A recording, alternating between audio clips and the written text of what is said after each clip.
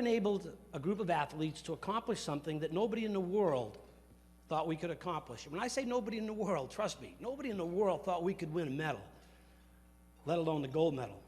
But over the years, I've also found that there's no doubt in my mind there's a direct correlation between the goals and objectives of people in business, people at universities, colleges, and the same goals and objectives that we as a hockey team had, and it's to be the best and to be successful. So what enabled this team to accomplish this? What enabled our team to do something that was so special? Some people in this room, as I said earlier, might have heard about what happened in 1980. Some of you might have watched it, and you saw an end result. But what enables the end result to happen? I can go look at your schools and your programs and see some great things that happen. But what enables them to happen? How did this whole thing come together? So what I like to do is tell people, I'm going to bring you back to the beginning and explain it so you get a better understanding of how and why we were able to accomplish what we accomplished. So by bringing it back to the beginning, I want you to understand that prior to the Olympic Games, what the United States used to do is take college hockey players, because you couldn't be a professional then, and you would practice for a week or 2 weeks, and you'd go to the Olympic Games, and you'd compete against these countries who were professionals. Some of these guys played together 4 years, 8 years, and in the Soviets' case, some of these guys played together for 12 years. Hockey's a team sport. And when you prepare for only 2 weeks against countries that have been preparing for years, it's hard to be competitive. The second thing that's very different is the Olympic Games is played on a bigger sheet of ice. It's wider and it's longer. It's a totally different hockey game. We don't have rinks like that at this point when we were playing that were Olympic sheets of ice. So one, you're only practicing together for a short period of time. You go to the Olympic Games, it's played on a bigger sheet of ice. By the time you get adjusted to each other, by the time you get adjusted to the surface, you're basically already behind the 8 ball. Well, Herb Brooks was our coach, and he said, we're going to do things differently. We're going to train differently. We're going to prepare differently. And it's like business. If things aren't working well, don't be afraid to change. Don't be afraid to try something different. Don't be afraid to think outside the box. So Herb said we're going to do things differently. First thing we're going to do is we're going to train for 6 months. The second thing we're going to do is we're going to change the way we play. We're going to learn the European style of hockey, which is a very different game because of the bigger and wider rinks. And people said to Herb Brooks, you can't teach in 6 months what the Europeans have done their whole life. And in typical Herb Brooks fashion, he said, I can and we will. Well, the next thing they did, they had tryouts all around the country. Anybody who was an amateur and wanted to try out for the 80 Olympic team could. So they had tryouts all around the country, and they narrowed it down to 68 players. 68 of us in July went to Colorado Springs, and we competed against each other in a 2-week period. In the movie Miracle, they had the team pick them one day. Trust me, it was 2 weeks.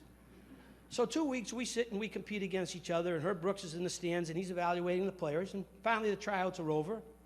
And we're in this kind of small room, and 68 players are sitting in the room, and Herb said, if I call your name, please stay. If I don't, thanks for coming. And I remember the first name he called was Ken Morrow. And I was sitting there thinking, God, I hope this isn't alphabetical, you know?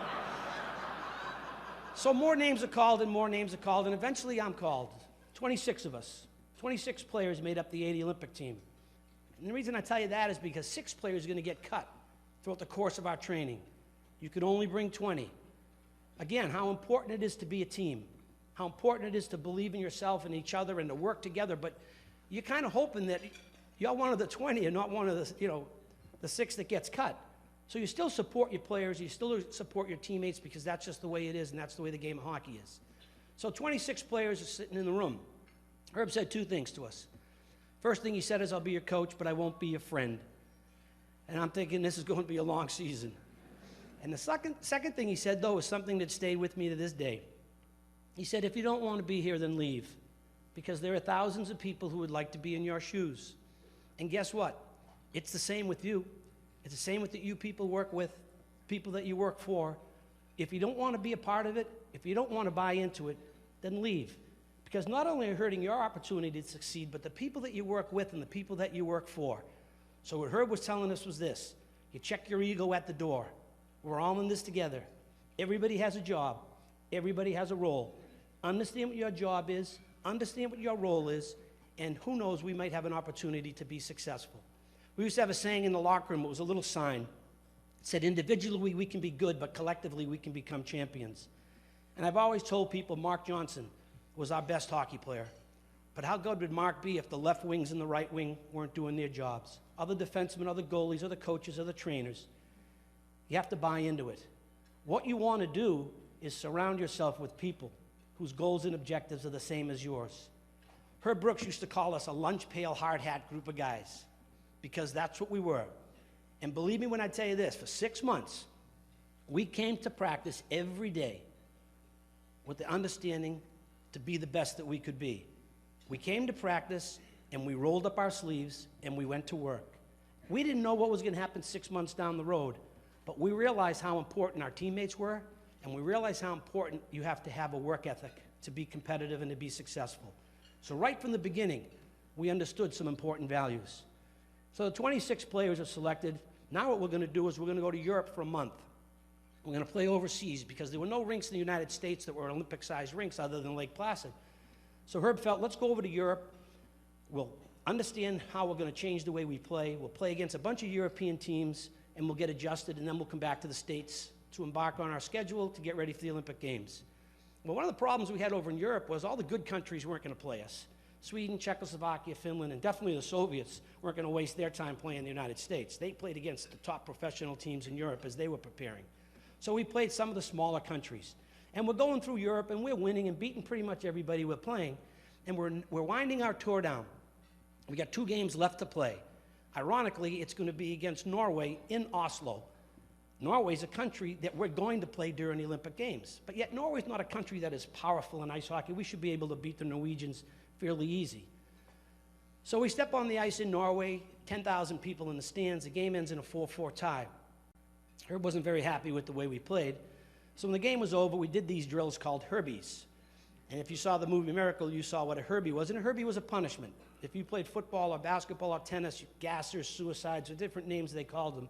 And what a Herbie was you would start at the board, you'd skate to the blue line, back to where you started, the red line, back to where you started, the far blue line, then you'd go all the way down where you started, touch the boards, go all the way down, and come back. You did 5 or 6 of those, you were pretty tired. Well, as was the case every time we had a game, we practiced in the morning, so we had a 2-hour practice that morning, played the Norwegians that night, did Herbies for about an hour and a half after the game.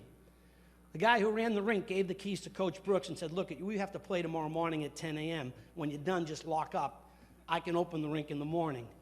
So we go back in the locker room, and Herb says, gentlemen, if you play this way again tomorrow, you will skate again. Well, we went 8-0 the next day. So he knew he had a smart hockey team. But why I'm telling you this story is this. There's a lot of important values in life. The most important value in life is respect. What he was telling us was this: if you don't respect yourself, you will not be successful. If you don't respect your competition, you will not be successful. And if you don't respect the people that you work with or the people that you play with, you will not be successful.